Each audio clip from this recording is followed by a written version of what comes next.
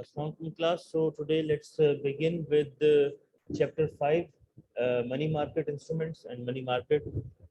इससे पहले मैं कुछ चीज़ें क्लियर करता जाऊं जो मैं समझता हूं कि इसको पढ़ते हुए आपके माइंड में होनी चाहिए। कुछ अगर मुझे याद आया तो मैं बाद में भी कर दूंगा शेयर, जो मुझे लग रहा हो कि मैंने मिस कर दिया है। जैसे कि फाइनेंशियल एसेट, जब हमारा फाइनेंशियल क्लेम हमने डिस्कस किया था तो मैंने बताया था कि फाइनेंशियल क्लेम कोई फाइनेंशियल एसेट के ऊपर हो सकता है और उसके अंदर जो हमारा एक्चुअल क्लेम है वो इसीलिए क्लेम होता है because it is a claim on the assets of a business and their future earning potential, जो फ्यूचर में अर्न क्या करेंगे। So over here it is very important to clarify how do we define an asset. ठीक है, कि हम asset किस चीज को कहेंगे। सो एनी आइडिया किस चीज को हम अपना एसेट कह सकते हैं? जी, तो उसके अंदर क्या खासियत होगी कि वो मेरा एसेट होगा या आपका एसेट होगा? अगर एक चीज आपकी है तो उसकी क्या खासियत है जिसकी वजह से आप कहते हैं ये मेरी है, ये चीज मेरी है, इसके ऊपर मेरा क्लेम है? How do you claim it?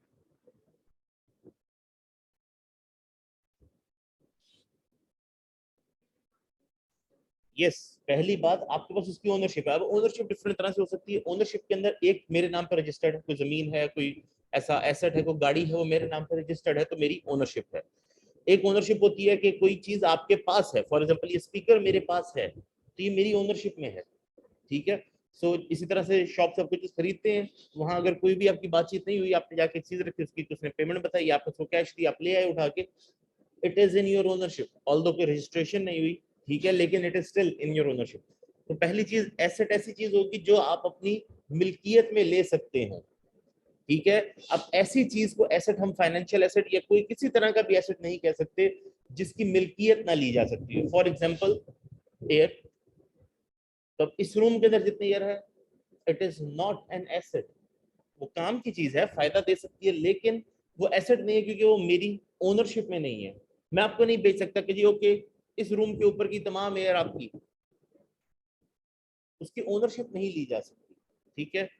Similarly समंदर का पानी, ये जी समंदर में मैंने इतने स्क्वायर फीट का प्लॉट तुम्हें बेच दिया, उसकी मिल्कियत नहीं ली जा सकती, दैट इज उसकी ओनरशिप नहीं हो सकती, इसलिए वो एसेट डिक्लेयर नहीं हो सकता। ठीक है। दूसरी चीज, एक और चीज इसको क्लैरिफाई करते हुए इस्लामिक पर्सपेक्टिव क्लियर करता जाऊं। हाँ, अगर इस एयर को मैं एक सिलेंडर में बंद कर दूं, जैसे ऑक्सीजन का सिलेंडर हो सकता है, हाइड्रोजन का सिलेंडर हो सकता है, then it would have some value और उसकी ओनरशिप भी की जा सकती है, उस सिलेंडर को कोई ओन कर सकता है, तब वो एक वैल्यूएबल एसेट बन जाएगा। ठीक है। दूसरी चीज, मैं इसको या तो कंट्रोल कर सकूं या अपने इस्तेमाल में ला सकूं। ठीक है। कोई भी चीज मेरी मिल्कियत में तो उसको मैं कम से कम या अब कंट्रोल करूं या अपने इस्तेमाल में लेकर आ सकूं। ठीक है। एयर, मैं उसको कंट्रोल भी नहीं कर सकता, हाँ यूज मैं कर रहा हूँ, लोगों को हर कोई यूज कर रहा है, मैं किसी को रोक नहीं सकता उसके यूज करने से। ठीक है। सो कंट्रोलेबल प्लस आइदर कंट्रोलेबल और यूजेबल, मैं उसका फायदा उठा सकता हूँ। ठीक है। देन एक बहुत इंपॉर्टेंट फैक्टर जो किसी एक एसेट के अंदर होना बहुत जरूरी है, it should have some value. Without having any value कोई भी एसेट, कोई किसी चीज को भी हम एसेट डिक्लेयर नहीं कर सकते। जैसे कि रोड साइड पे खजां का मौसम है, बहुत सारे दरख्त से पत्ते गिरे पड़े, क्या मैं इसको अपना एसेट कह सकता हूँ? मैं उसको शॉपर में डाल के, हाँ जी खरीदेंगे, मैंने बेचने के लिए लगाए हुए, makes no sense, it has no value. उसके उसी के साथ वहां पर इतने सारे पत्ते और पड़े, कोई और जाकर कलेक्ट कर सकता है। ठीक है। So the asset should have some value. Similarly समंदर का पानी है, मैं आपको समंदर का पानी तो बेच रहा हूँ, लेकिन उसकी वैल्यू क्या है? एज ऑफ नाउ इतना ज्यादा पानी है समुद्रों के अंदर कि सब इंसान जाके वहां से बाल्टी भर ले, नो प्रॉब्लम। ठीक है। देन इसी वैल्यू की वजह से एसेट की एक इंपॉर्टेंट कैरेक्टरिस्टिक है जिसकी वजह से हम कुछ चीजों को एसेट क्लासिफाई कर सकते हैं और कुछ चीजों को एसेट बिल्कुल क्लासिफाई नहीं कर सकेंगे। दैट इज, क्योंकि एसेट की वैल्यू है ना, तो एसेट कुछ ना कुछ इनकम जनरेट कर सकता हूँ, उस एसेट से कोई ना कोई रिटर्न जनरेट किया जा सकता है। फॉर एग्जाम्पल, जैसे हम इकोनॉमिक्स में कहते हैं ना कि लैंड, लेबर, कैपिटल और एंटरप्रेन्योर, और इनका रिटर्न होता है तमाम चीजों का। सो लैंड का रिटर्न रेंट, लेबर का रिटर्न वेजेस, कैपिटल का रिटर्न इंटरेस्ट, उस कैपिटल के ऊपर जो भी इंटरेस्ट आपको मिल रहा है। इस तरह से एंटरप्रेन्योर का रिटर्न प्रॉफिट होता है।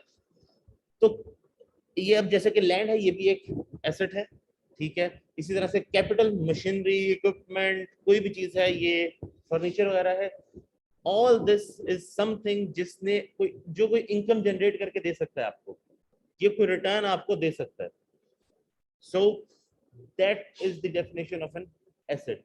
ये चार कैरेक्टरिस्टिक्स किसी भी चीज में होना जरूरी है to make it an asset.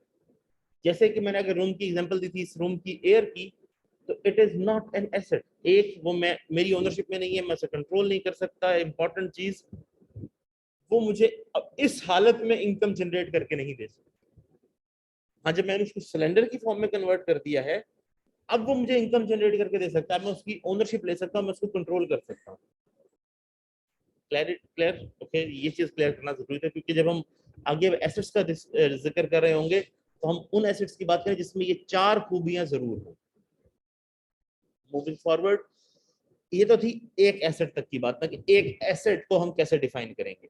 अब एसेट्स के अंदर क्लासेस होती हैं, ठीक है, क्योंकि हम जब फाइनेंशियल एसेट्स आगे अब डिस्कस कर रहे हैं सारे, उस तमाम के अंदर डिफरेंट क्लासेस हैं, ठीक है। क्लासेस का मतलब कैटेगरीज हैं, क्लासिफिकेशंस हैं। हम डिफरेंट तरह के एसेट्स को एक साथ कंबाइन कर नहीं करते। हम एक तरह के एसेट्स को एक साथ कंबाइन कर देंगे, वो एक क्लास बन गई, दूसरी तरह वालों को कंबाइन कर देंगे, वो दूसरी क्लास बन गई। For example equity, share holder, तो जितने भी शेयर्स हैं, स्टॉक है, इक्विटी है, ये एक क्लास बन गई ना।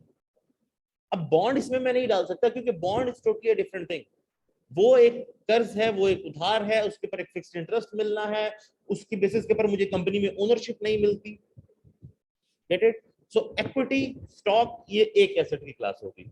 इसी तरह से बॉन्ड या डेट जिसे हम कह सकते हैं, बेसिकली डेट जितना भी होगा usually in terms of financial assets usually bond की शेप में ही होता है, ठीक है। वो ये लोन की शेप में नहीं होगा, वो बॉन्ड की शेप में ही होगा। सो बॉन्ड्स, अब ये जितने भी बॉन्ड्स हो, चाहे जीरो कूपन है या किसी भी तरह का बॉन्ड है, वो तमाम एक ही कैटेगरी में आ जाएंगे, क्योंकि उनकी क्लासिफिकेशन एक है, उनकी रूल्स उनके सेम हैं कि आपकी एक सर्टेन लाइफ के लिए आप उधार ले रहे हैं, उसके बाद आपने ये पैसे वापस देने हैं, उस दौरान आपने इसके ऊपर इंटरेस्ट देना है। अब आप हर साल इंटरेस्ट दें, या मेच्योरिटी पे एक बार दें, या पहले ही डिस्काउंट करके बॉन्ड इशू कर दें, डजंट मैटर, लेकिन आपको एक लोन है जिसके ऊपर इंटरेस्ट देना है, और उसकी कैटेगरी एक ही रहेगी, ठीक है। इसके अलावा एक कैटेगरी आ जाती है करेंसीज की। करेंसीज, क्योंकि अब आपने एक्सचेंज करनी है डिफरेंट कंट्रीज के साथ, तो करेंसीज की अपनी एक कैटेगरी है, वो यूजुअली एक्सचेंज हो रही होंगी। अब वो किसी चीज के अंदर मिल्कियत भी शो नहीं कर रही, वो लोन भी नहीं है, वो एक अलग ही कैटेगरी है अपनी। करेंसी है कि आपने किसी कंट्री से दूसरी कंट्री से कोई चीज खरीदनी है, तो उनको उनकी करेंसी में पेमेंट करनी पड़ेगी, या डॉलर में करनी पड़ेगी, या किसी और चीज में पेमेंट करनी पड़ेगी। सो अगेन, उसके लिए आपको वो करेंसी परचेज करनी होगी। अब उसकी अलग साइंस है कि उसकी प्राइस कैसे अप एंड डाउन होगी, और वो सारा उसकी फ्लक्चुएशन कैसे हो रही होती है डिमांड और सप्लाई की बेस के ऊपर। Then comes in another important category of assets, जो उसकी क्लास है, that is real estate। तमाम किस्म की इन्वेस्टमेंट्स के अंदर, तमाम किस्म के पोर्टफोलियोज के अंदर आप ये देखेंगे कि रियल एस्टेट के अंदर इन्वेस्टमेंट जरूर हो रही है, because real estate is usually rising in value.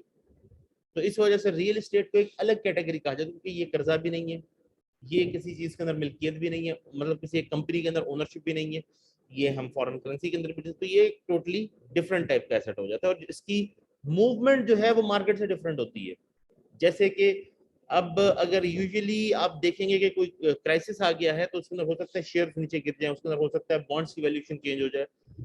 Equity sorry जो रियल एस्टेट है, इसकी वैल्यू डिफरेंट होगी, तो हो सकता है कि रिसेशन में रियल एस्टेट की वैल्यू बढ़ना शुरू हो जाए, that is very much possible. Then comes in commodities.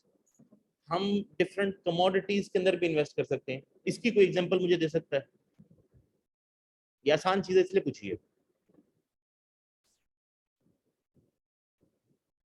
कोई भी कमोडिटी जिसमें कोई इन्वेस्ट करता हो, फिलहाल मैं आपके लिए इजी करने के लिए, जिसमें आप इन्वेस्ट कर सकते हो, किस कमोडिटी में आप इन्वेस्ट कर सकते हैं।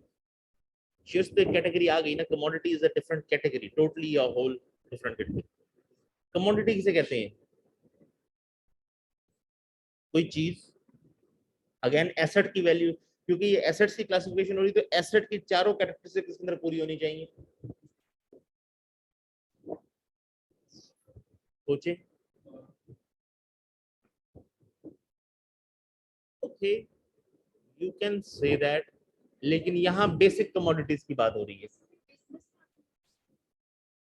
यस, लेकिन वो आपकी इक्विटी होगी ना, वो इक्विटी एसेट्स हो गए। हमारे यहाँ बड़ा कॉमन है इस चीज में इन्वेस्ट करना, इस कमोडिटी जिसका मैं, जो मेरे माइंड में है कि आप सब बड़ा इजीली पहुंच सकते हैं आप दोनों, उसमें हमारे यहाँ बहुत ज्यादा इन्वेस्टमेंट की जाती है, स्पेशली रिसेशन के टाइम पे। आजकल उसका रेट बहुत ज्यादा है, 1,35,000 कल का रेट तोले का। गोल्ड सबसे कॉमन इन्वेस्टमेंट जिसमें की जाती है, कमोडिटी में की जाती है, वो है गोल्ड। ठीक है, सो इस तरह से और मेटल्स में भी की जाती है, it could be any other precious metal. Again सिर्फ मेटल्स की बात नहीं है इसके अंदर, आपके लेट सपोज एनर्जी भी आ सकती है कमोडिटी के अंदर, कि एनर्जी की किसी सेक्टर में इन्वेस्टमेंट की जा सकती है। इसके अलावा ग्रेन्स, ये भी कमोडिटीज के अंदर आते हैं, क्योंकि इनको स्टोर किया जा सकता है। यूजुअली जिस चीज को स्टोर किया जा सके वो कमोडिटीज के अंदर कैटेगराइज होती है, और स्पेशली क्योंकि गोल्ड को बहुत लंबे अरसे तक स्टोर किया जा सकता है, उसको रस्ट नहीं लगेगी, उसको कोई और नुकसान नहीं होगा, वो वैसे का वैसा ही पड़ा रहेगा, इसलिए गोल्ड इज अ स्टैंडर्ड। और फिर इसकी एक इंपॉर्टेंट चीज है कि इसकी सडनली प्राइस चेंज नहीं हो जाएगी। If it has a certain price, तो वो अपने अंदर कोई इंट्रिंसिक वैल्यू, क्योंकि ये रियल एसेट की बात हो रही है, ठीक है ना, रियल एसेट अपने अंदर इंट्रिंसिक वैल्यू रखता है। तो दैट इज वाई जब हमने कहा था कि ना कि उसकी वैल्यू होनी चाहिए, वो इसी कॉन्टेक्स्ट में होता है कि उसके अंदर इंट्रिंसिक कोई ना कोई वैल्यू होती है, जैसे कि गोल्ड है। ठीक है, अब इसके अंदर बहुत सारी चीजें हैं, ग्रेन्स की कमोडिटीज के अंदर ग्रेन्स काउंट होते हैं, ठीक है, वीट, बार्ले और ये सारे ग्रेन्स हो गए। एनर्जी के अंदर जितने भी आपके सेक्टर्स के अंदर, उसके अंदर एनर्जी की भी इसके अंदर कहा सकते, जैसे कि क्रूड ऑयल हो गया, gasoline, different type, diesel, petrol. ठीक है, इसके अलावा मेटल्स जिसका मैंने अभी जिक्र किया, गोल्ड हो सकता है, सिल्वर हो सकता है, कॉपर हो सकता है। अब मेटल्स के अंदर से ये जरूरी नहीं कि सिर्फ गोल्ड ही हो, क्यों? क्योंकि बाकी मेटल्स भी इंपॉर्टेंट है, जैसे कि कॉपर बहुत ज्यादा महंगा है आजकल, क्योंकि इलेक्ट्रिक चीजें, आजकल इलेक्ट्रिसिटी का दौर है, तो इसकी डिमांड इतनी ज्यादा है कि हर चीज इलेक्ट्रिक को कॉपर की जरूरत पड़ती है, तो इसलिए वो बहुत महंगा हो गया। वो आपने देखा होगा कि हमारे 1 रुपी वाले पुराने कॉइन्स थे कॉपर के, वो बहुत महंगे बिके हैं, लोगों ने हजार हजार रुपए का एक कॉइन बेचा है, क्योंकि कॉपर जिस टाइम पे वो कॉइन कॉइन किया गया था तब कॉपर बहुत सस्ता था, और लेटर ऑन पता चलेगा कॉपर तो बहुत महंगा हो गया मार्केट में इंटरनेशनली। सो इस तरह से एल्यूमिनियम की कंस्ट्रक्शन के अंदर काम आता है, या डिफरेंट चीजों के लिए काम आता है। सो एनी मेटल, कोई भी ऐसा मेटल जिसकी कोई वैल्यू हो, या ज्यादा वैल्यूबल जो रेयर हो, जैसे कि जितना ज्यादा रेयर होगा उतना ज्यादा वैल्यूएबल होगा, तो इसमें बेस मेटल्स भी आ जाते हैं, और फिर प्रेशियस मेटल्स भी आ जाते हैं, जैसे कि gold and platinum and all those. तो ये प्रेशियस में कैटेगरी में आ जाते हैं। बेस मेटल, सिंपल मेटल, इनकी बाकायदा एक्सचेंजेस है, जैसे ग्रेन्स की एक्सचेंज होती है, इस तरह से मेटल्स की भी एक्सचेंजेस होती है। वहां पर ये जो रेट आता है कि गोल्ड आज इतने का हो गया इंटरनेशनल मार्केट में, ये बेसिकली गोल्ड एक्सचेंजेस है, जहां पर से ये रेट रोज का आ रहा होता है, वहां से गोल्ड का, सिल्वर का, कॉपर का, इन तमाम मेटल्स का रेट आ रहा होता है।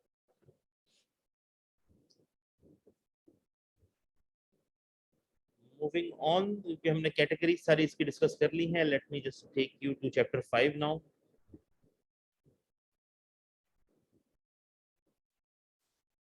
मनी मार्केट इंस्ट्रूमेंट्स, या मनी मार्केट बेसिकली क्या है, इसके इंस्ट्रूमेंट्स क्या है, इसके अंदर पार्टिसिपेंट्स कौन कौन होते हैं, हम सारी चीजों को हम डिस्कस करेंगे। ठीक है, मनी मार्केट क्या है? Type of financial market where money market instruments short term are traded. ठीक है, तो जो शॉर्ट टर्म इंस्ट्रूमेंट्स हैं मनी मार्केट के, जिस मार्केट में ट्रेड होते हैं, वो मनी मार्केट कहलाती है। शॉर्ट टर्म को डिफाइन कर लें एक बार दोबारा। मैंने आप सबको बताया था शॉर्ट टर्म क्या होती है, अपने वर्ड्स के अंदर शॉर्ट टर्म क्या है?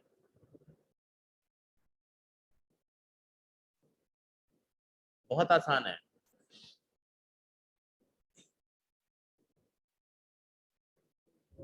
1 ईयर से लिंक है इसका, ड्यूरेशन। हाँ, शॉर्ट ड्यूरेशन की, ये सिर्फ ड्यूरेशन पे खड़ी है। अच्छा, ये चीज क्लैरिफाई करना चाह रहा था, जिस वजह से मैंने ये सवाल पूछा है। 1 or less than 1 year, short term को हम डिफाइन करेंगे तो यूजुअली ये गलती हम कर देते हैं कि लेस देन 1 ईयर कह देते हैं इसे। It is either 1 up to 1 year और लेस देन 1 ईयर। तो शॉर्ट टर्म में 1 ईयर की ड्यूरेशन इंक्लूडेड है। ठीक है, सो either 1 or less than 1 year, that would be short term, और long term more than 1 year. ठीक है, तो ये क्लैरिफाई करना यहाँ जरूरी था कि 1 ईयर तक शॉर्ट टर्म क्लासिफाई होती है, तो 1 ईयर भी शॉर्ट टर्म में ही आएगा।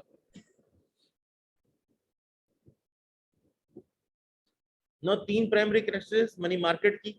पहली चीज, यहाँ लार्ज डिनोमिनेशंस के अंदर ट्रांजैक्शंस होती है। क्यों? क्योंकि ये बहुत शॉर्ट टाइम ड्यूरेशन के लिए, तो जरा जो ट्रांजैक्शन होती है वो बड़ी अमाउंट से हो रही है, तो ये नहीं होगा कि आपने 100 रुपए रखवा दी, it would be a huge amount. ठीक है, जैसे कि it could be even in terms of American dollar, आप $1 की इन्वेस्टमेंट कर सकते हैं, आप $100 की इन्वेस्टमेंट कर सकते हैं, आप जैसे कि पाकिस्तानी कॉन्टेक्स्ट में 1 लाख रुपया मिनिमम, कि आप कम से कम इतना इसके अंदर इन्वेस्ट जरूर करेंगे।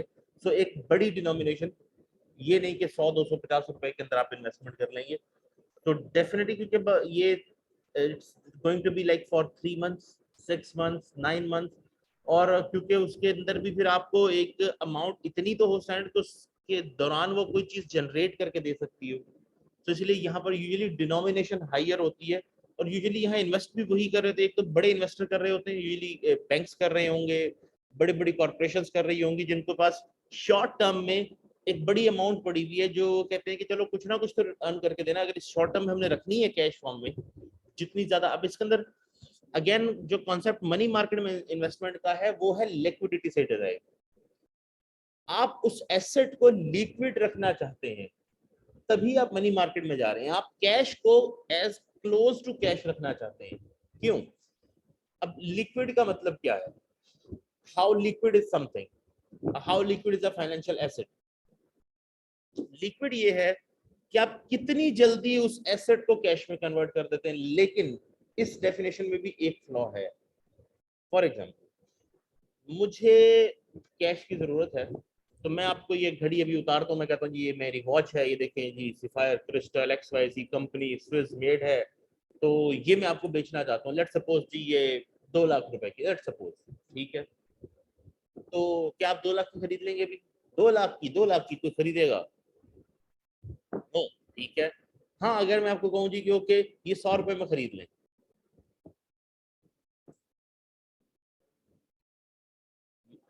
यही कह रहा था यार, कोई तो बाय कर लो यार, 100 रुपए में तो कर लो, मेरी एग्जाम्पल तो खराब ना करो कम से कम। यू गेट द आइडिया कि मैं अगर कोई चीज लिक्विडेट करना चाहता हूं, तो उस केस के अंदर अगर मुझे जल्दी लिक्विडेट करनी है, तो मैं उसकी फेयर मार्केट वैल्यू नहीं ले सकता। ठीक है, जैसे आप अक्सर देखेंगे कि अगर किसी ने जमीन खरीदी हुई है, तो अब वो उसको जब बेचने जा रहा है, तो पता चला जी यार कई महीने हो गए बिक नहीं रही। क्यों? क्योंकि जी सस्ती लेने को सब तैयार है, सपोज 50 लाख की है, 10 लाख में लेने को सब तैयार है। अभी तक कुछ 40-50 के करीब वाला बायर नहीं मिला। मैंने ये भी देखा है कि कुछ केसेस के अंदर आप जमीन लेट सपोज में भी विद इन अ मंथ बेच लेंगे, कुछ केसेस के अंदर आप विद इन अ ईयर बेच लेंगे, कुछ केसेस के अंदर कई सालों तक नहीं बिकती सही प्राइस के ऊपर। मेरे सामने एक बंदे ने एग्जांपल दिया, इतने अरसे से मेरा घर नहीं बिक रहा था, नहीं बिक रहा था, आखिरकार इतने अरसे बाद जाके वो सही प्राइस के ऊपर बिका। तो एट टाइम्स हो सकता है कि आपको प्राइस जो है, जो सही प्राइस है, वो मिलने में एक बड़ा वक्त लग जाए। तो liquidity is the ability to convert an asset into cash at its fair market value. So कुछ चीजें ज्यादा लिक्विड है, कुछ कम है, तो किसी चीज को बेचना इट गेट्स डिफिकल्ट कि वो फेयर मार्केट वैल्यू के ऊपर आप जल्दी से बेच सकें। लेकिन जैसे जमीन भी बेचना इसके अंदर आ जाए, लेकिन जैसे कि गोल्ड है, आप जब चाहे गोल्ड का बार उठाए, गोल्ड स्मिथ किसी के पास भी ले जाओ, उससे जी आज के रेट के ऊपर मुझे इसको कन्वर्ट कर दो, तो it is more liquid. So some assets are more liquid, some are less liquid. Money market में इन्वेस्टमेंट की एक वजह ये भी है कि आप उसको लिक्विड ही रखने चाहिए, हो सकता है आपको वो पैसे 3 महीने 6 महीने बाद कहीं चाहिए, प्रोजेक्ट है उसकी फंडिंग है, आपके पास पैसे पड़े हैं, ठीक है, अब आपको पता है आपने इसके कॉन्ट्रैक्टर को या किसी के लिए पेमेंट करनी है, लेकिन क्योंकि वो 3 महीने 6 महीने आपको पता है कि इसके बाद करनी है, अभी तो वो लैंड एक्विजिशन का काम कर रहा है या उसकी प्रिपरेशन का काम कर रहा है, तो बिल्डिंग की पेमेंट उसके बाद करनी है मैंने। अब आपने कैश इसलिए रखा हुआ है कि इसको मैं अगर बिजनेस में इन्वेस्ट कर दूंगा एक बार, फिर ये कैश वापस आते हुए तो कई साल लगाएगा, फिर तो हमारी कंस्ट्रक्शन वाला काम रुक जाएगा। तो वो कंपनी देखती है इतने लाखों रुपए करोड़ों रुपए हमारे पास पड़े हुए हैं, 6 महीने ये कुछ नहीं अर्न कर रहे, तो क्यों ना इसको मनी मार्केट में इन्वेस्ट कर दिया जाए। तो वो उठाते हैं, उनको मनी मार्केट में इन्वेस्ट कर देते हैं। अब मनी मार्केट में इन्वेस्टमेंट का बेनिफिट ये है कि शॉर्ट टर्म ड्यूरेशन है, 3 महीने के लिए इन्वेस्ट कर दिया, 6 महीने के लिए इन्वेस्ट, जो उनकी टाइम ड्यूरेशन हिसाब से, उन्हें पता है कि उस दौरान भी ये पैसे कुछ ना कुछ कमा कर दे देंगे, और बड़ी है क्योंकि अमाउंट्स होती है इसलिए ये अच्छा कमा के देते हैं, एक अमाउंट फिर भी रीजनेबल मिल जाती है। That is a large denomination. जो मैं पहला आपको पॉलिसी ये, बल्कि मुझे याद दिलाइए, मैं आपको हैंडआउट शेयर कर दूंगा next time, you will have it in front of you, तो आपको ये चीजें लिखनी नहीं पड़ेंगी, ये लिखा हुआ सारा कुछ आपके पास, ठीक है। तो लार्ज डिनोमिनेशन, $1, $100 या लाख रुपए, इस तरह से बड़ी डिनोमिनेशन होगी। ये भी मैं एक छोटी एग्जांपल दे रहा हूँ, इससे भी बड़ी इन्वेस्टमेंट हो रही होगी, ठीक है। देन दूसरा इसका benefit, low risk. Basically default का रिस्क कम होता है।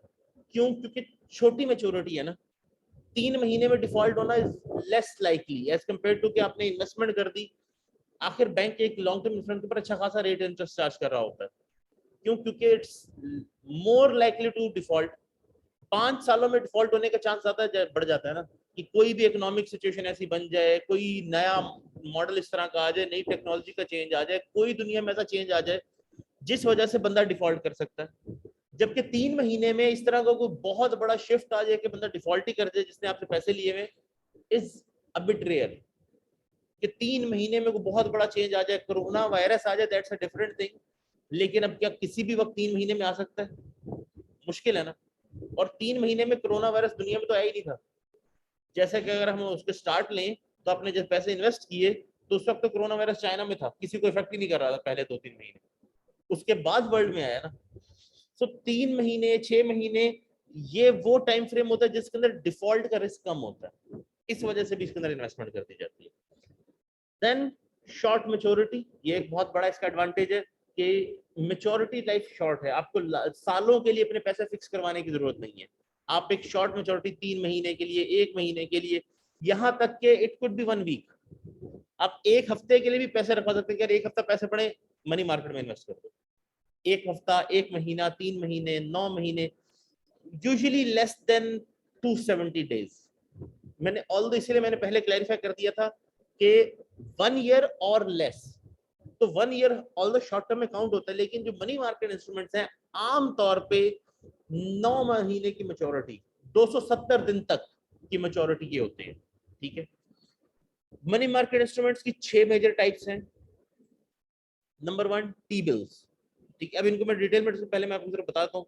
फेडरल फंड्स, रिपोज, हमने ऑलरेडी पहले भी डिस्कस किए थे जब मैंने आपको टाइप्स बताई थी डिफरेंट इंस्ट्रूमेंट्स की। अब इनको हम डिटेल में डिस्कस करेंगे।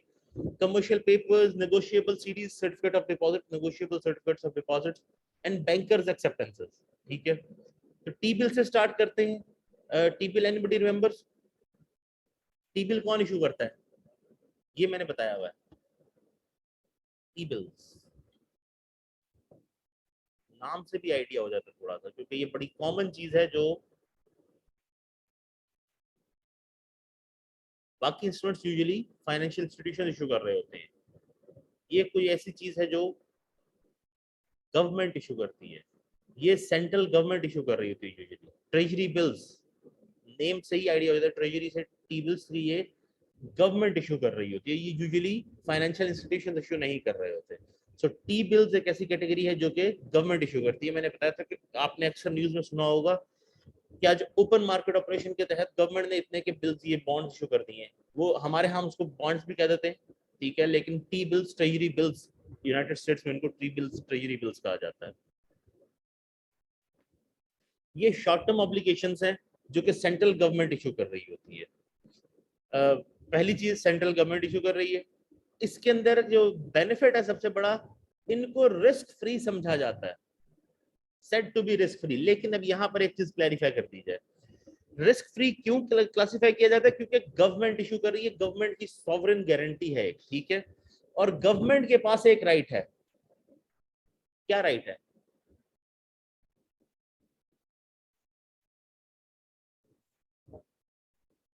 कि वो नोट छाप सकती है। जब आपसे नोट लेकर वो आपको एक टी बिल दे रही है, तो कल को जब वो नोट आपको वापस देने और गवर्नमेंट ने इस्तेमाल कर ले, उनके पास नहीं है, तो क्या कर सकती है गवर्नमेंट? नए नोट छाप के आपको दे सकती है, ठीक है। तो एक इस वजह से वो रिस्क फ्री होती है कि इसके डिफॉल्ट की तरफ से, डिफॉल्ट गवर्नमेंट ने नया नोट छापने हमें पेमेंट कर देनी, ठीक है। दूसरी चीज इस केस के अंदर कि जो वो रिस्क फ्री है, उसकी वजह ये होती है कि गवर्नमेंट टैक्स कलेक्शन का राइट है, उसके पास रेवेन्यू आना ही होता है, इस साल नहीं तो अगले साल आ जाएगा। तो गवर्नमेंट लेट हो सकता है कुछ पेमेंट हो जाए, लेकिन पेमेंट यूजुअली गवर्नमेंट कर देती होती है।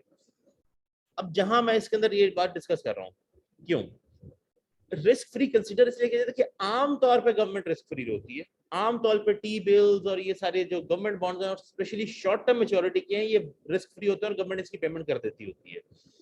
कुछ केसेस में गवर्नमेंट नहीं कर सकती, जैसे कि आजकल एक एग्जांपल आपके सामने होगी, श्रीलंका। श्रीलंका के पास फॉरेन रिजर्व्स भी खत्म हो चुके हैं, गवर्नमेंट के पास पैसे नहीं है अपने हॉस्पिटल्स, अपने नॉर्मल सर्विसेज चलाने के लिए। तो इस वजह से उन्होंने पहली बार अपने फॉरेन डेट के ऊपर, इस वक्त फॉरेन डेट पे किया है, लेकिन फॉरेन डेट के ऊपर डिफॉल्ट किया है। मतलब कि लेट्स सपोज उन्होंने पेमेंट करनी थी आज किसी एक बॉन्ड की जो फॉरेन उन्होंने इशू किया था, और उसकी पेमेंट करने से मना कर दिया कि हमारे पास पैसे ही नहीं है इसकी पेमेंट करने के लिए। ठीक है, तो कभी कभी गवर्नमेंट्स डिफॉल्ट कर सकती हैं, it is possible, sometime it happens. लेकिन जैसे कि यहाँ टी बिल की बात हो रही है, तो टी बिल आमतौर पे यूएस गवर्नमेंट इशू करे, तो उनके बारे में यह कि ये सबसे सेफ है। तो अगर यूएस की गवर्नमेंट पे नहीं कर सकी तो और किसकी नहीं कर सकेगी? ठीक है, तो उसको सबसे सेफ कंसिडर किया जाता है।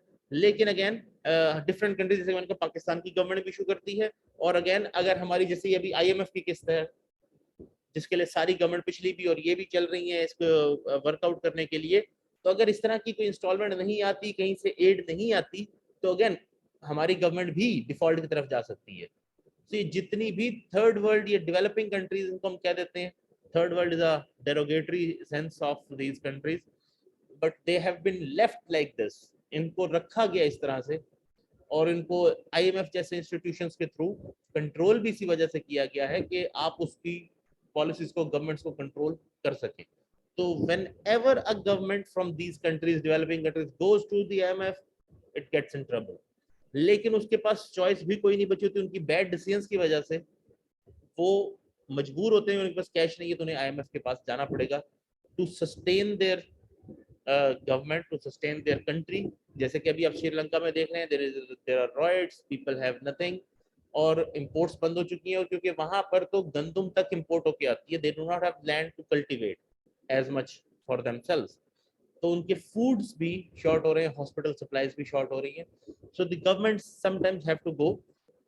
तो अगेन स्पेशली डेवलपिंग कंट्रीज के अंदर जिन्होंने डेट लिया हुआ हो, या जो डेट साइकिल में इस तरह के आईएमएफ जैसे प्रोग्राम्स के थ्रू, उनके अंदर चांस ज्यादा होता है कि गवर्नमेंट्स डिफॉल्ट कर जाएंगी as compare to the countries जो आमतौर पर डेट देने वाली कंसिडर की जाती हैं, जैसे कि G7 हो सकती हैं, या जो बड़ी कंट्रीज हैं, यूरोपियंस, अमेरिकन, ऑस्ट्रेलियंस में भी, इनके अंदर रिस्क जो है गवर्नमेंट के डिफॉल्ट का वो कम होगा।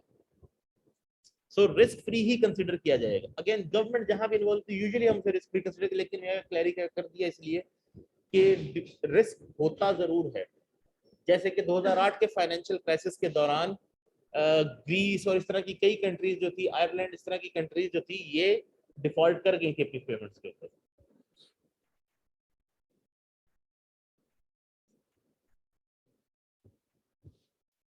अगेन डिफॉल्ट फ्री तो है, लेकिन क्योंकि रिस्क फ्री है तो डिफॉल्ट फ्री भी है, कंसीडर यही किया जाएगा। ठीक है, मैं आगे इसको जरा एक्सप्लेन भी कर दूंगा कि आखिर हम ये रिस्क फ्री और डिफॉल्ट फ्री और सिक्योरिटी और ये सारी चीजें ऐसे क्यों कहते हैं, और उससे किस तरह से हम धोखा भी देते हैं कई चीजों के अंदर, फाइनेंस के अंदर, कि हमारा पर्पस ये है कि एक चीज को सिक्योरिटी कह के धोखा दिया जाए कि नहीं ये सिक्योर है, ये बहुत सेफ है, जबकि वो सेफ नहीं है।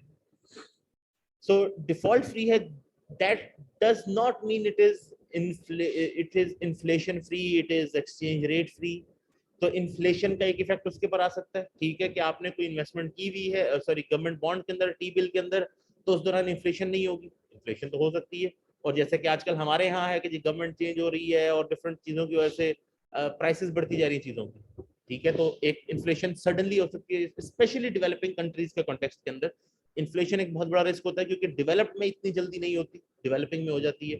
एक्सचेंज रेट एक बहुत बड़ा रिस्क होता है, ये भी अगेन डेवलप्ड में चांस कम होता है, लेकिन हो जाता है उनके साथ, जैसे टर्की के साथ, अभी लीरा के साथ, जब यूनाइटेड स्टेट्स डिसाइड करता है कि हमने करना है, तो लीरा के साथ कोई ना कोई क्राइसिस आ जाता है।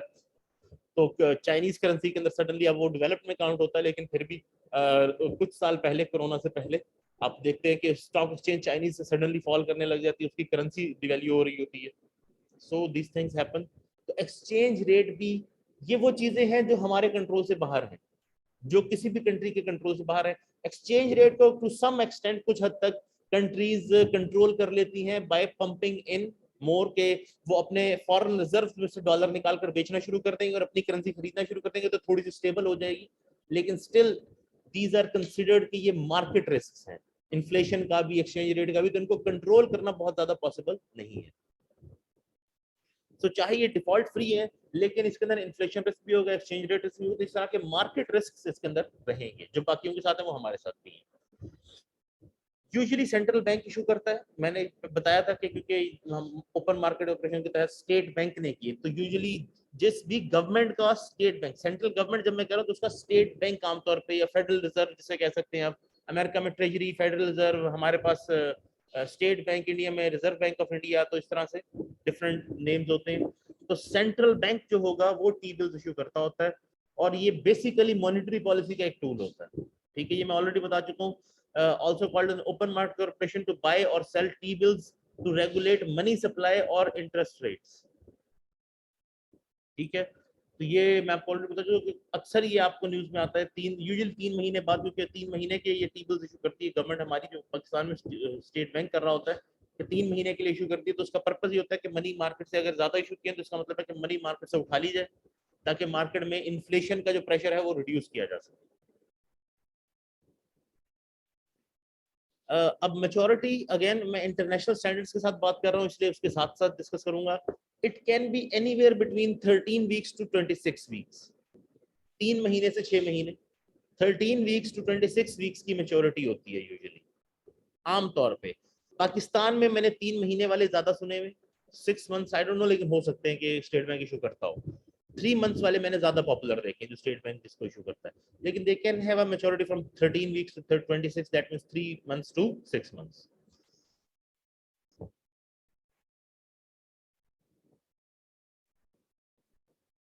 Okay, bid to buy T bills, के टी बिल खरीदा कैसे जाता है? Okay, it could be a competitive bid, ठीक है, और अ नॉन कंपेटिटिव बिड।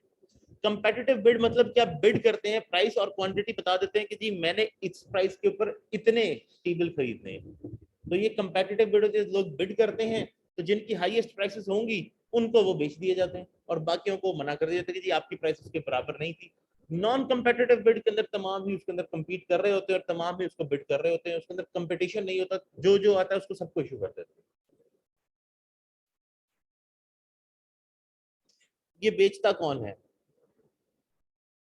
ठीक है, अब ये वो चीजें जो आपको नॉर्मली कोई नहीं बता रहा होगा, ठीक है, कि ठीक है जी ये होता है, ओके टी बिल होता है, दैट्स इट। इससे आगे आज तक मुझे नहीं याद कि मुझे किसी ने कभी कुछ बताया हो ऐसा।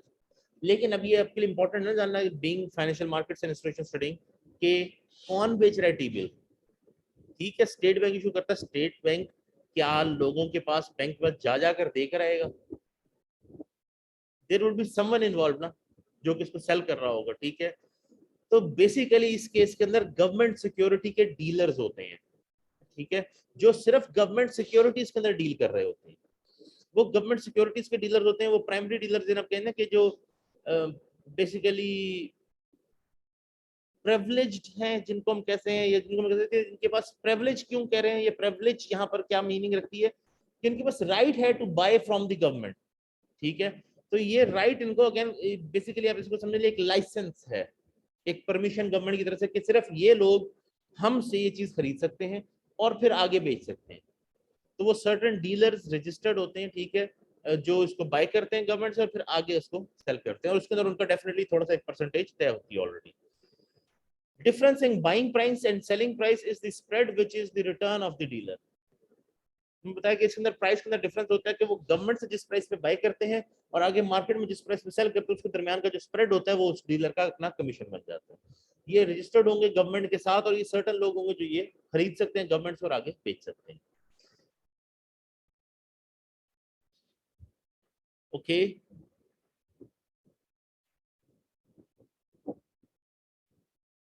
अब पहली बार खरीद लिया, अब इसको हम बेचना चाहते हैं, लेट्स सपोज 3 महीने से पहले, मेच्योरिटी से पहले मुझे पैसों की जरूरत पड़ गई है, मैं बेचना चाहता हूँ। अब प्राइमरी मार्केट में मुझे पता चल गई ये सिक्योरिटी गवर्नमेंट सिक्योरिटी डीलर्स हैं, उनसे मैंने खरीदा, अब बेचूं किसे जाके? तो स्टॉक एक्सचेंज तो है नहीं कि ये जी मनी मार्केट की स्टॉक एक्सचेंज है, यहाँ जाके मनी मार्केट 3 महीने के टी बिल बेच दूं, ठीक है। तो इस केस के अंदर एक जो ये टी-बिल्स खरीदते हैं वो अदर फाइनेंशियल इंस्टीट्यूशन हो सकते हैं आमतौर पे, क्योंकि बड़ा इंस्टीट्यूट खरीद रहा होगा। ऐसा नहीं होता आमतौर पे कि जी मेरे जैसा एक बंदा है, आम सैलरीड पर्सन है, तो गया जाके उसने मनी मार्केट इंस्ट्रूमेंट खरीद लिए, तो 2-3 महीने के लिए ना मुझे ये इंस्ट्रूमेंट दे दो, वेरी हार्ड। ऐसा कोई नहीं जाता, यूजुअली इंस्टीट्यूशंस जा रहे होते हैं, बड़ी कंपनीज जा रही होती हैं, तो फाइनेंशियल इंस्टीट्यूशन है तो यूजुअली वो दूसरे फाइनेंशियल इंस्टीट्यूशंस को बेच सकते हैं कि भाई ये मैंने बेचने, कोई खरीदना चाहता है तो मैं इतने में बेच रहा हूँ। और दूसरी चीज, प्राइमरी मार्केट में जाके वापस बेच सकते हैं, मतलब उन्हीं गवर्नमेंट सिक्योरिटी डीलर्स को जाकर के भाई ये मुझे नहीं चाहिए, ये तुम ले लो, वो आगे अगर अपने पास रखेंगे तो उसके ऊपर इंटरेस्ट मिल जाएगा उनको गवर्नमेंट से, अगर आगे बिक गया उनका तो उनको पैसे वापस मिल जाएंगे, फिर से कमीशन कमाने का चांस मिल जाएगा। ठीक है, तो बेसिकली यहाँ पर कोई सेकेंडरी मार्केट इनकी नहीं है, क्योंकि बड़े फाइनेंशियल इंस्टीट्यूट यूजुअली बड़े चंक्स में, बड़े ब्लॉक्स के अंदर डील हो रही होगी कि लाखों के हिसाब से जा रहे होंगे, तो आप या तो किसी और फाइनेंशियल इंस्टीट्यूशन को बेच देंगे जो खरीदने को तैयार हो आपकी प्राइस के ऊपर, या फिर आप उसी को गवर्नमेंट सिक्योरिटी डीलर को वापस कर देंगे थोड़े कम प्राइस के ऊपर, और वही आगे दोबारा फिर कमीशन के ऊपर आगे बेच देगा।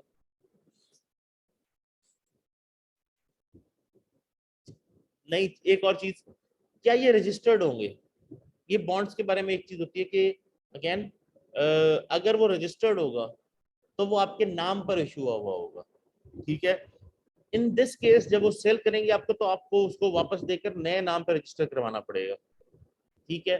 तो टी बिल्स होते हैं, 3 महीने की मेच्योरिटी, उसमें भी कितनी बार उसको रजिस्टर और अनरजिस्टर करेंगे, तो यूजुअली बेरर होते हैं, ठीक है।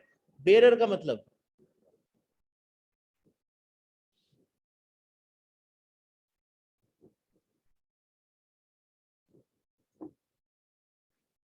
बेसिकली इसके ऊपर आपका नाम नहीं लिखा जाता, और यूजुअली टी बिल्स जो हैं इनकी जो एक खासियत है कि ये बेसिकली आपको इशू ही नहीं किए जाते,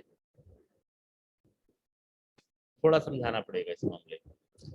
इशू इसलिए नहीं किए जाते क्योंकि ये बस एक कंप्यूटर के अंदर एक लेजर है गवर्नमेंट के पास बना हुआ, जिसके अंदर मेंशन कर दिया जाता है कि जी इस बंदे को हमने ये इतने इशू किए हुए हैं, अब इसलिए ये रजिस्टर्ड है, मैंने पहले कहा कि ये रजिस्टर्ड है, लेकिन ये सॉर्ट ऑफ बेयरर है, क्योंकि ये आपके नाम से आपको दे नहीं दिए जाते, इनके ऊपर कोई सर्टिफिकेट प्रिंट ही नहीं होता बेसिकली।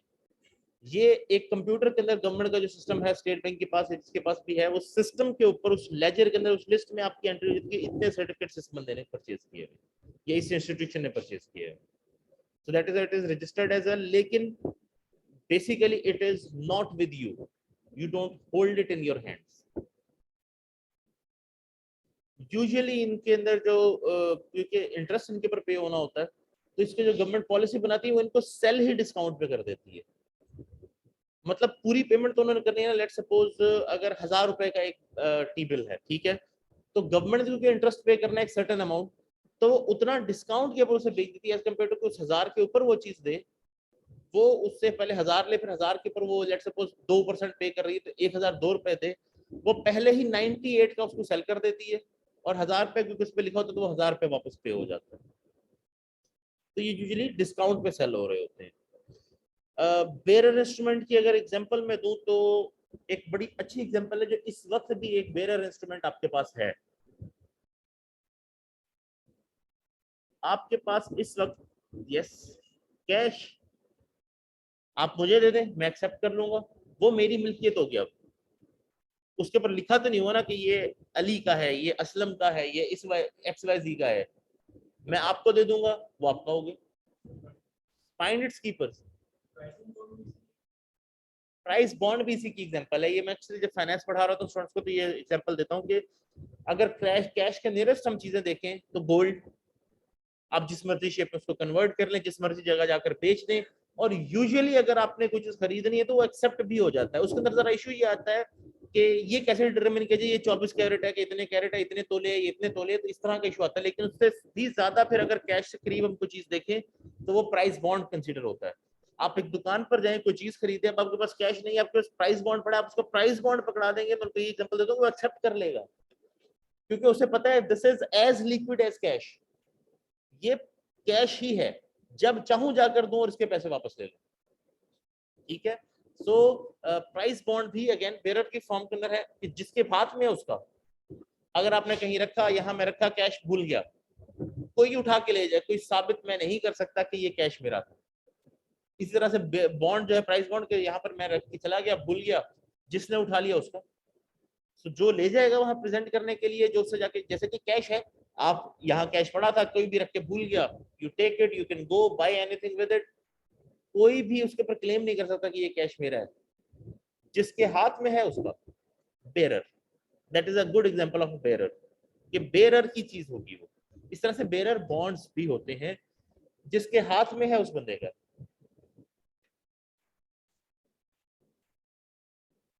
अगेन ये बात मैं क्लैरिफाई कर चुका हूं कि कोई इंटरेस्ट पे नहीं किया जाता, क्योंकि ये डिस्काउंट पर सेल हो रहा होता है। ये डिस्काउंट पे सेल ही हम इसलिए करते हैं जब हम इंटरेस्ट पे नहीं करना चाह रहे होते, तो हमने क्योंकि देना तो होता है इंटरेस्ट, तो हम उसको सेल ही डिस्काउंट पे कर देते हैं। हम 1000 रुपया लेने की बजाय कि 1000 रुपया लें उसके ऊपर इंटरेस्ट दें, हम उसे कहते हैं जी हमने तुम्हें 2 रुपए इंटरेस्ट देना है इस 1000 रुपए के ऊपर, तुम एक काम करो, हमें 98 रुपीज आज दे दो, कल को 1000 रुपया हमसे ले जाना।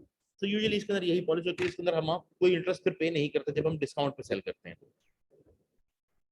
तो आपको यूजुअली फेस वैल्यू मिल जाती है, और ये डिस्काउंट यील्ड इसको कहा जाता है कि आप डिस्काउंटेड यील्ड उसके पर आ रही होती है। एक इंटरेस्ट बेस्ड यील्ड होती है, यील्ड टू मैच्योरिटी, लेकिन ये डिस्काउंटेड यील्ड होती है कि आपको पहले ही कम पैसे आपसे चार्ज किए गए ताकि आप बाद में फेस वैल्यू उसकी चार्ज कर लें। Next is federal funds, fed funds जिसे हम कहते हैं।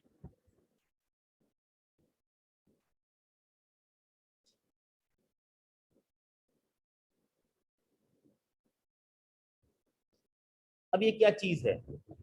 फेडरल फंड जिसे हम कहते हैं, ये बेसिकली एक लोन है जो एक कमर्शियल बैंक किसी और कमर्शियल बैंक से लेता है, आमतौर पे ओवरनाइट लेता है, सिर्फ एक रात के लिए, क्योंकि वो अपनी जो मिनिमम रिजर्व की रिक्वायरमेंट है अपने फेडरल रिजर्व के साथ या बैंक के साथ, स्टेट बैंक वगैरह के साथ, उसको पूरा रखना चाहता है। ये ओवरनाइट भी इसको कहा जाता है, इसके ऊपर ओवरनाइट का रेट चार्ज होता है, वो सबको पता होता है, जैसे कि काइबोर है, ये ओवरनाइट रेट भी क्लासिफाई होता है कि ओवरनाइट हम आपसे पैसे ले रहे हैं, तो एक रात की इतने पैसे के ऊपर जो इंटरेस्ट बनेगा वो हम आपको पे कर देंगे, वही काइबोर के रेट के हिसाब से वो पे कर देते हैं। ये बेसिकली वो अमाउंट है जो बैंक को लेनी पड़ जाती है अगर उसके पास रिजर्व कम हो जाए, तो वो किसी दूसरे कमर्शियल बैंक से कहेगा कि जी यार मुझे ओवरनाइट पैसे दे दो कल तक के लिए, क्योंकि आज रात मेरे पास रिजर्व कम है, तो मुझे इतने पैसे आज दे दो, ट्रांसफर कर दो, ये कल सुबह मैं तुम्हें वापस कर दूंगा क्योंकि मेरे रिजर्व रात पूरे रहे, कल सुबह फिर से ट्रांजेक्शन होगी, मेरे रिजर्व पूरे हो सकते हैं, तो अभी के लिए मुझे चाहिए ओवरनाइट में इसका इंटरेस्ट आपको पे कर दूंगा। तो सुबह जब वो रीपे करेगा तो साथ में एक certain small amount of interest उसके साथ पे हो जाएगी। तो मैं जैसे बता चुका हूँ कि the loan is usually overnight, means for one night, interest rate is overnight fed funds rate.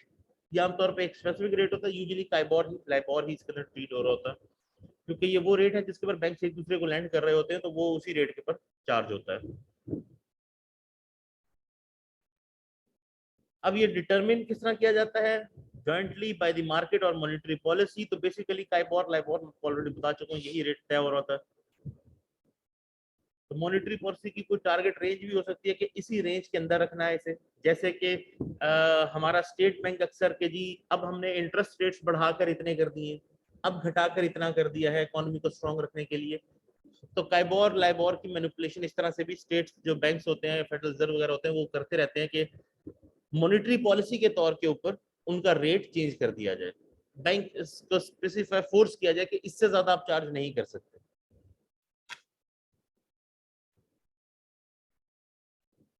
एक और चीज, फेडरल फंड्स जो हैं, इसकी जो एक खासियत ये भी है कि ये अनसिक्योर्ड होंगे।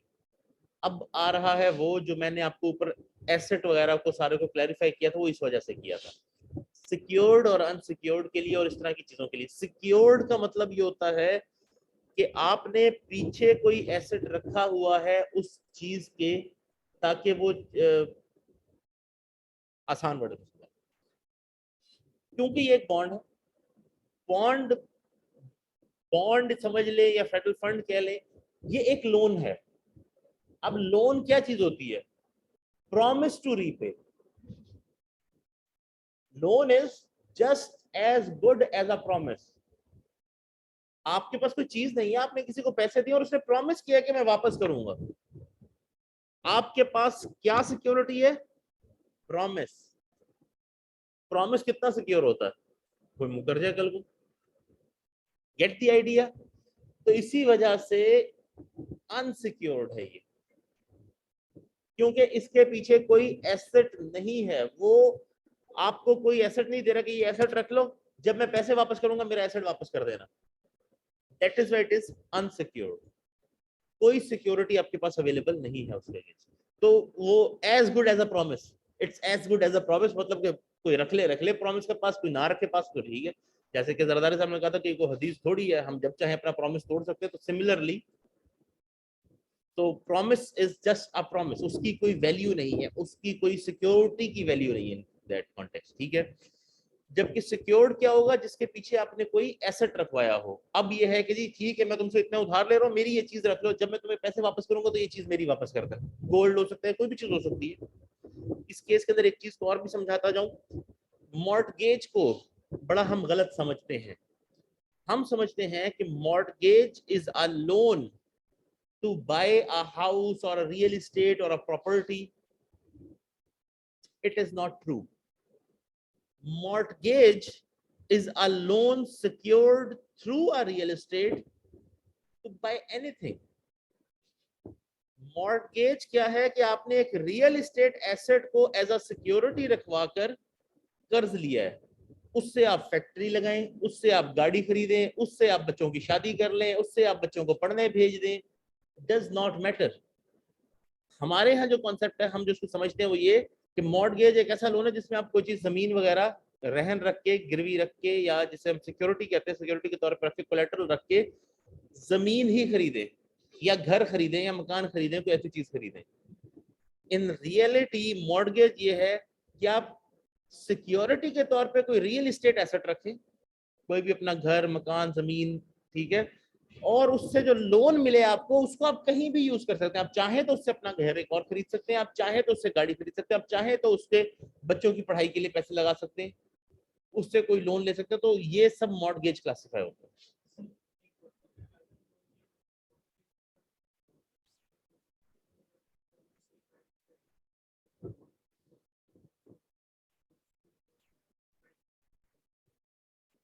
अभी तक मुझे बात समझ नहीं आई आपकी। या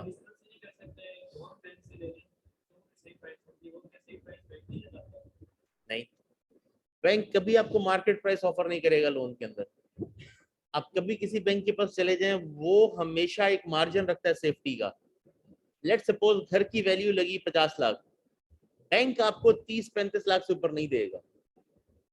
बैंक कुछ ना कुछ मार्जिन रखता है, क्योंकि एक, उसने आपसे इंटरेस्ट भी चार्ज करना है, घर बेचेगा तो वो इंटरेस्ट की पेमेंट भी तो वापस लेनी है अभी उसमें से, ठीक है। दूसरा, अगर वो पूरी अमाउंट दे देगा तो फिर बैंक के पास सिक्योरिटी क्या बची, कल को घर कम हो गया या उनकी वैल्यू लगाई भी का गलत अंदाजा नजर निकल आया, तो बैंक यूजुअली आपकी जो वैल्यू होती है उससे 21% इससे ज्यादा कम के ऊपर ही आपको लोन दे रहा होता है, उतनी अमाउंट एग्जैक्ट का लोन नहीं दे देता। यहाँ तक कि गोल्ड लोन के अगेंस्ट भी आम तौर पे 100% गोल्ड की अमाउंट के बराबर लोन बैंक नहीं देता होता, कम अमाउंट का लोन देता होता। हालांकि gold loan is a simple thing, gold रखवाया उसके अगेंस्ट लोन ले लिया, बड़ा कॉमन चीज है ये, लेकिन बैंक फिर भी नहीं देता होता, वो कम अमाउंट देता होता है हमेशा। इस वजह से ये करना पॉसिबल नहीं होता। मूविंग फॉरवर्ड, सो ये अनसिक्योर्ड है, means no collateral is provided. और आम तौर पे अब एक ओवरनाइट लेने के लिए कोलेटरल नहीं दिया जाता। और फिर इसके अंदर एक इंपॉर्टेंट चीज, कोलेटरल क्या चीज होगी, बेसिकली अगर वो आपके पैसे उधार लिए हुए वापस नहीं करता, तो अपना बिजनेस तो नहीं उठा के लेके जा सकता वहां से। आमतौर पे एक बैंक दूसरे बैंक से लोन ले रहा है, तो क्या वो ओवरनाइट अपनी सारी ब्रांचेस उठा के भाग जाएगा मुल्क से? नॉट पॉसिबल, ठीक है। एक रात के लिए लोन लिया है, को लेके भाग तो सकता नहीं है वो। फिर उसकी रेपुटेशन खराब होती है अगर वो पे नहीं करता तो। फिर उसे कल को कोई और लोन नहीं देगा, और उसको तो डेली अपने ऑपरेशन चलाने के लिए कोई और उसके साथ डीलिंग नहीं करेगा। तो बैंक अपनी ना रेपुटेशन खराब करने की तरफ जाएगा, ना वो अपना एसेट उठाकर भाग सकता है, और फिर उसके कुछ ना कुछ पैसे फेडरल रिजर्व बैंक के पास भी पड़े होते हैं। तो पैसे उठा के भागने वाला उसका सीन ही नहीं, इसीलिए उस केस के अंदर सिक्योरिटी की जरूरत भी नहीं पड़ती, और ओवरनाइट होता है, अगले दिन तो क्लियर हो जाना है। So if it had collateral we would say the loan is secured और कोलेटरलाइज्ड, क्योंकि कोलेटरल नहीं है इसलिए हम इसको कहते हैं अनसिक्योर्ड है।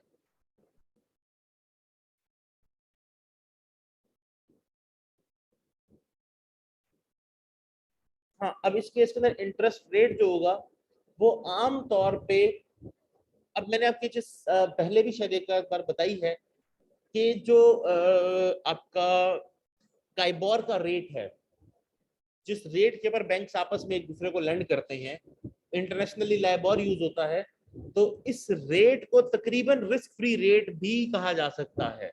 तकरीबन 100% नहीं, 100% अगर रिस्क फ्री रेट लेना तो वो होता है गवर्नमेंट बॉन्ड्स वाला लॉन्ग टर्म मेच्योरिटी, 5-10 साल 20 साल की मेच्योरिटी वाला जो गवर्नमेंट बॉन्ड है, वो आपका एक्चुअल रिस्क फ्री रेट होता है।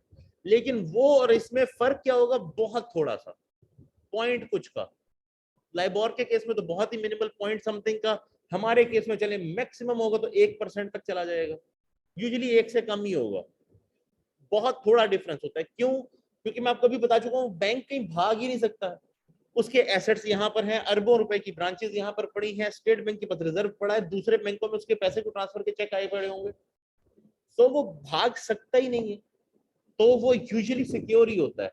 लेकिन एक बहुत छोटा सा चांस होता है डिफॉल्ट का, बहुत माइन्यूट सा, इसलिए 0.1 पॉइंट कुछ परसेंट, 0.00 कुछ percent above the risk free rate जो होता है, वो आपका ये रेट होता है जिसके ऊपर ये फेडरल जो फंड्स हैं ये ट्रांसफर हो रहे होते हैं। ठीक है, तो ये रेट होता है आपका काइबोर का रेट या लाइबोर का रेट।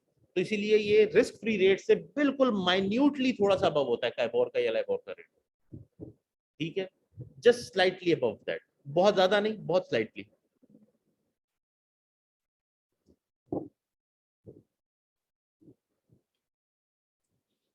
लेकिन इसके अंदर एक जो बेनिफिट है, ये हाईली लिक्विड है, एक दिन लिया अगले दिन वापस हो जाए, जस्ट ओवरनाइट रखने के लिए है। तो it is highly liquid, highly traded. ठीक है, कि बहुत इजीली बैंक से एक दूसरे को दे देते हैं। तो ये नहीं होता कि मिन्नत करनी पड़ी, भाई दे दो यार, तुम दे दो तुम दे दो, बहुत इजीली बैंक से एक दूसरे को दे देते होते हैं ये। एंड फ्लेक्सिबल है क्योंकि इजीली बैंक ट्रांसफर कर रहे होते हैं। ठीक है, और ये यूजुअली कौन बेचता है, ये फेडरल फंड्स ब्रोकर्स बेच रहे होते हैं यूजुअली, जिनके पास राइट होता है कि वो फेडरल फंड्स को ट्रेड करें।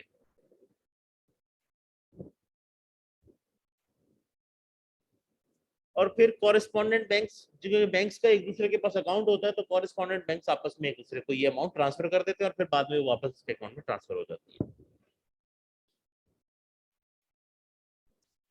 Next is repos, repurchase agreements. Repurchase agreement क्या है?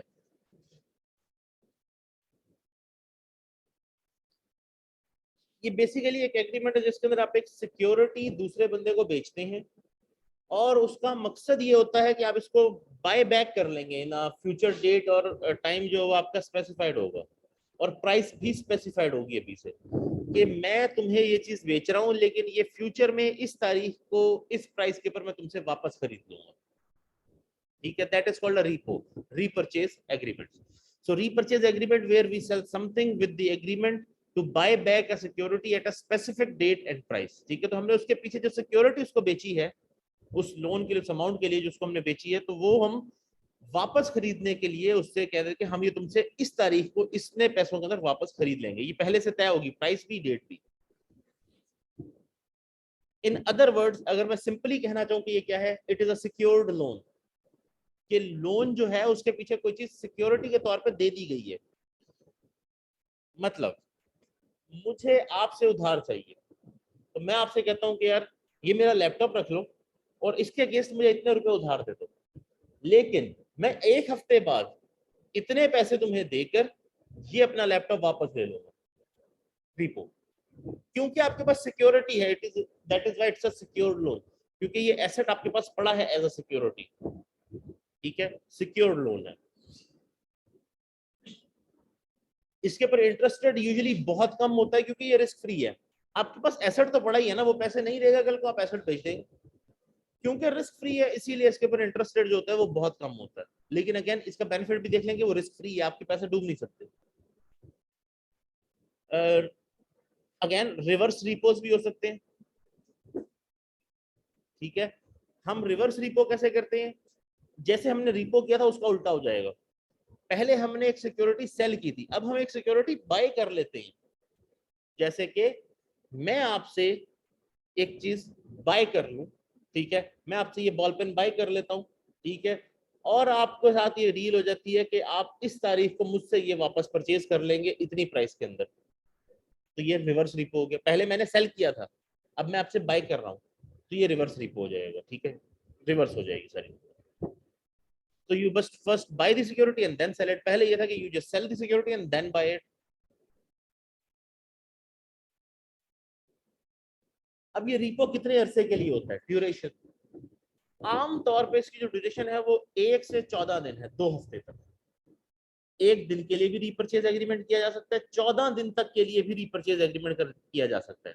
लेकिन ये पुरानी बात हो गई है।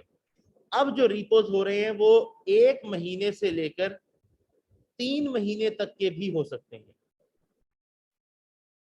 मतलब 1 से 14 दिन के भी हो सकते हैं, अदरवाइज 1 महीने या 3 महीने तक के भी हो सकते हैं।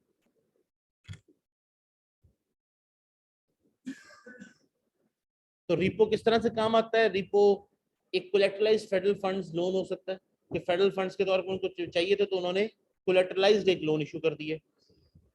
फेडरल रिजर्व या central bank would be the repo as mandatory policy, ठीक है, कि वो रिपो को मॉनेटरी पॉलिसी के तौर पर इस्तेमाल कर सकते हैं, ठीक है, कि जो फेडरल बैंक है या आपका सेंट्रल बैंक है या कोई भी स्टेट बैंक है, वो रिपो को यूज कर सकता है as a monetary policy tool, कि रिपो के थ्रू पैसे मार्केट से उठाए जा सकते हैं और मार्केट के अंदर शॉर्टेज क्रिएट की जा सकती है मनी की।